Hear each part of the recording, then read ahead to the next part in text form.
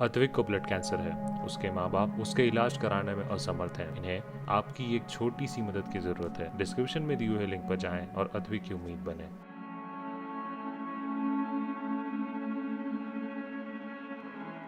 नमस्कार, आप देख रहे हैं दिल्ली तक। मैं हूं आपके साथ अनुराधा तंवर।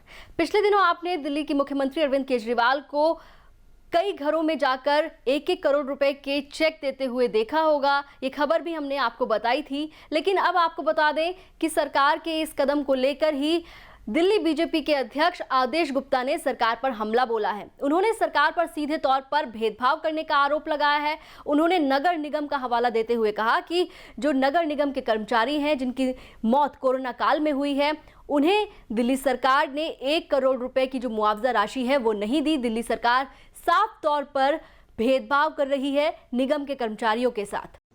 दिल्ली सरकार, दिल्ली के मुख्यमंत्री, ये बताइए आपकी नज़र में कोरोना योद्धा में भी फर्क है कि ये निगम का कर्मी है, ये दिल्ली सरकार का कर्मी है?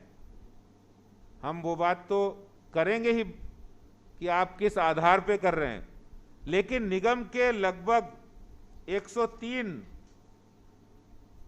से अधिक, 100 से अधिक हमारे कर्मचारी, निगम कर्मी जो शहीद हो गए, 111 निगम कर्मी शहीद हुए, जिसमें उत्तरी दिल्ली नगर निगम के 57, दक्षिणी दिल्ली नगर निगम के 38 और पूर्वी दिल्ली नगर निगम के 16। और इसमें सारे पैरामेडिकल स्टाफ था, डॉक्टर्स थे, शिक्षक, सफाई कर्मी और विभाग के निगम कर्मचारी थे। लेकिन ये बहुत दुखद है कि केजरीवाल सरकार इन्हें कोविड वॉरियर मानने से इनकार किया है।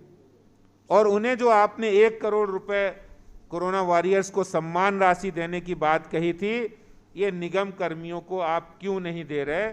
मेरा दूसरा सवाल है कि नगर निगमों के कोरोना योद्धाओं की मृत्यु पर आप भेदभाव क्यों कर रहे हैं? क्यों भेदभाव कर रही है केजरीवाल सरकार? आपको जवाब देना पड़ेगा। आपको बता दें कि कुछ वक्त पहले दिल्ली सरकार ने ये ऐलान किया था कि जो सरकारी कर्मचारी कोरोना काल में ड्यूटी के दौरान कोरोना संक्रमित हो रहे हैं और उनकी मौत हो गई है, उन्हें सरकार की ओर से 1-1 करोड़ रुपए दिए जाएंगे। जिसके बाद मुख्यमंत्री अरविंद केजरीवाल कई लोगों के घर पर गए, उनके परिजनों से मिले और उन्हें ये चेक जो है वो उन्होंने दिए। लेकिन अब इसको लेकर सियासत गर्मा गई है। एमसीडी का मुद्दा इसमें बीच में आ गया है और अब एमसीडी के मुद्दे पर ही दिल्ली के उप मुख्यमंत्री मनीष सिसोदिया ने बीजेपी पर हमला बोला है। उन्होंने बीजेपी पर भ्रष्टाचार के आरोप लगाए हैं। आज तक ऐसा नहीं हुआ कि किसी संस्था, कॉरपोरेशन, किसी सरकारी संस्था को कोर्ट को यह कहना पड़ा हो कि आपके पास में अगर कर्मचारियों की तनख्वाह देने के पैसे नहीं हैं तो आप अपनी प्रॉपर्टी बेचिए। आज कोर्ट को यह कहना पड़ रहा है कि आप अपनी संपत्ति बेच के लोगों की तनख्वाह दीजिए।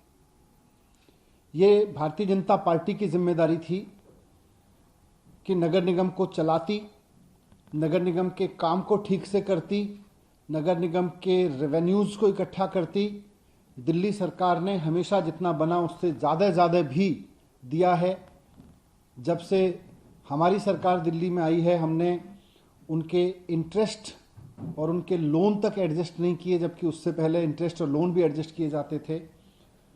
इस सब के बावजूद आज भारतीय जनता पार्टी के शासन में दिल्ली नगर निगम की हालत ऐसी हो गई है जैसी देश की किसी संस्था की कभी नहीं हुई, कि आज नगर निगम बिकने के कगार पर है।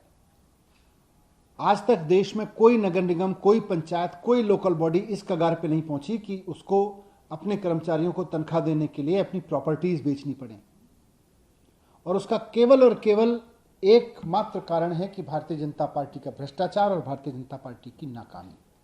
आपको बता दें कि अगले साल यानी कि 2022 में एमसीडी के चुनाव होने वाले हैं और उससे पहले ही एमसीडी का मुद्दा अब दिल्ली में छाने लगा है। लगातार एमसीडी को लेकर बयानबाजी हो रही है। एक तरफ बीजेपी है, दूसरी तरफ सत्ता पर काबिज आम आदमी पार्टी है। दोनों ओर से, पक्ष और विपक्ष दोनों ओर से एमसीडी को लेकर लगातार बयानबाजी हो रही है।